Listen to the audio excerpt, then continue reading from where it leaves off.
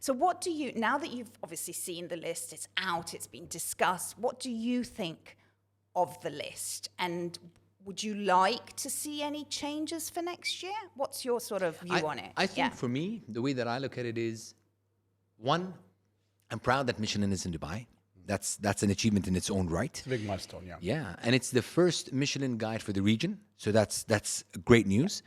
And I know for a fact that there will be a lot more restaurants coming in, and the reason why I say that is because it's impossible for them to have had the chance or the time to have assessed every single restaurant that exists in Dubai. There are some pleasant surprises within the restaurant scene, which I was glad to see on the list, just because, not because I know of them, because some of them I haven't even gone to myself, to be honest with you, but it's just that it's great to see that a lot of homegrown restaurants are also being mentioned within that space. So it shows you that there is that chance and common ground for people to work with, and gives confidence to a lot of the others. But more importantly, there are a lot of other restaurants that I would have assumed, just like anybody else, that I would have assumed that these would have made it. They were not, which is part of the fun. But exactly. And the thing is, this is year one. Yeah, exactly. They I think people more, forget that year one part. And that's the key thing. And I think this is what the market needs to realize, because I had unbelievable amount of calls coming in, because they think like we have something to do with it. I'm like, guys, we have nothing to do with it. Why is this not on the list? 100%, why is this not making it? Right? And I think it's important for people to know that the list is here, and it's just a start. Yeah, I think that's a very important point. Yeah. We had a similar reaction to MENA 50, if you remember, and we also made that point. And the list is now here in the UAE. That's a very important first step. Now it's going to evolve.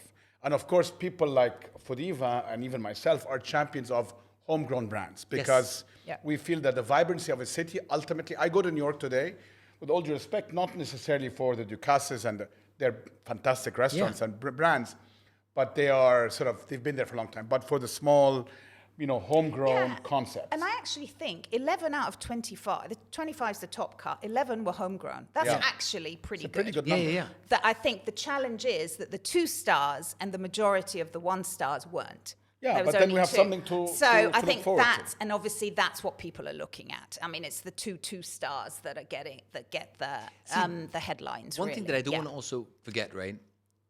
I need to also mention that the level of scrutiny and high standards that the Dubai municipality have actually put in place, right? And you would know this from the industry as well. Absolutely. That it really has made it, I believe, much easier for Michelin to focus on the other side of food, because they know that this is covered well and very tightly, right? And I think that is something that I'm very, very proud of as a city. And I think now, as you said, to have 11 restaurants that are homegrown, mentioned there, and I know for a fact that many others are thinking, you know what, they're rubbing their hands thinking, you know what, I'm going to make sure that I'm on those star lists going forward. Becomes one of your ambitions. 100%. It's aspiration, yes. It's in their business plan. They want to get on that list next year. Many people, I am sure, many of the chefs here, as much as they would have loved to be on a Michelin guide, or be recognized by Michelin in some way, never imagined that it will happen for them in Dubai.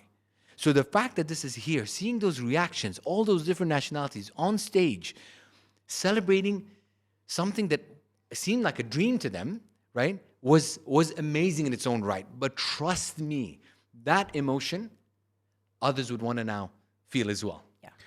Can I ask you, Issam, from your perspective, if we want to encourage more of those entrepreneurs, whether it's chefs, restaurateurs, others, for those homegrown brands to thrive, because I think they are thriving. I look back to when we opened the first lighthouse in 2017, you had a handful of names. I mean, literally a handful of names. And I remember them because I went and spoke to every one of them. Look at us today, only 5 years later. And, even Michelin itself has, you said, 11 names? Yeah. Let alone how many others there are. Yeah. What do you feel from your perspective can be done to encourage that? Of course, nothing against the big groups coming in, and they have their space. 100%. But a vibrancy of that culinary scene will happen only with those dreamers and risk takers. 100%. What can Dubai do from your perspective to encourage more of that? I think, look, the first step is bringing the likes of Michelin into Dubai. Yes. That's one big thing. Because the thing is, even the aspiring chefs or the ones who would dream about that, they might not have been encouraged as much, thinking, yeah, but look, Dubai doesn't have this brand, doesn't have that brand, so we won't be able to be recognized, so we might as well move to somewhere else where, they're very famous for the scene.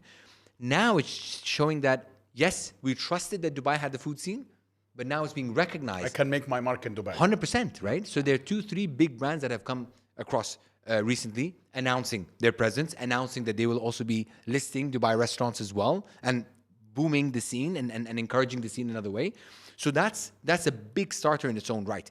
For us is to make sure that those kind of brands are recognizing it, and also working within our teams across the world from international tourism perspective side of things, bringing in the right journalists, bloggers, writers to talk about the food scene in Dubai in a much bigger way, giving them that platform, showcasing what these guys are doing, right? A lot of them are having these amazing efforts working with the vertical farms and all of these other places to show that homegrown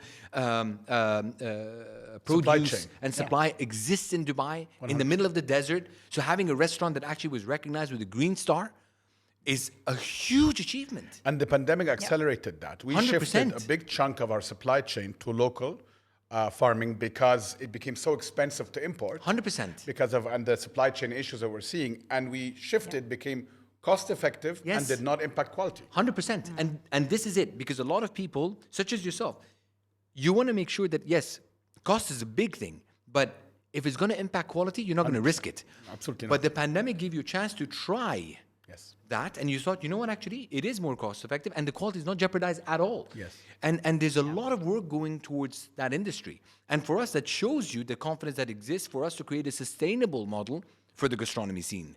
And I really think these kind of announcements will further encourage more and more to come through. And our team are constantly working with different restaurant names and brand names and local ones to really try to encourage that scene a lot more and really shed light on these stories from our side as well. Coming back to, you mentioned nationality and the breadth of nationalities and the cuisines that you had on stage. What about, do you think we're ever going to see a high-end, modern Emirati concept here? I would love to see that. Yeah, of course you would. Yeah, we all would. No, but you're right. And I think, look, I mean, it's all about evolution, right? I mean, if you look at, let's say, for example, the Nordic countries, right? So today you have, I think in Copenhagen, you've got those, like, the #1 restaurant in the world and so on. And I think they created a name for themselves by creating a cuisine that is synonymous with the Nordics and with Denmark and with Copenhagen. 100%. Could relate to what Nordic cuisine was before Noma. Exactly. There was a formula there, I agree with Yeah. that. And people went from the French and so on. Even in the US, when you think the evolution was taking originally French restaurants and Americanizing them to make it the American formula. And I think even the British cuisine. 100%. 100%. Yes. And now it's evolved into the gastropubs and stuff like that, which has really changed the perception of what pub food would have been, right?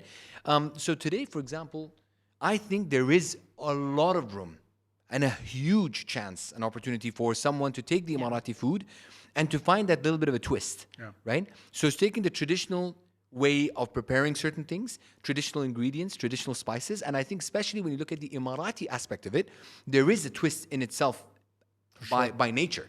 Only because if you look at the food from the region itself as a whole, we were very closely linked to India by a trade.